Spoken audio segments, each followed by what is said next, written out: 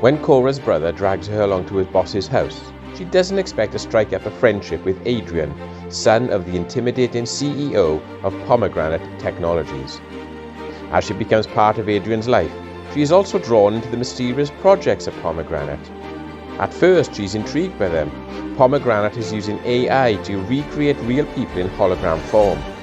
As she digs deeper, however, she uncovers darker secrets.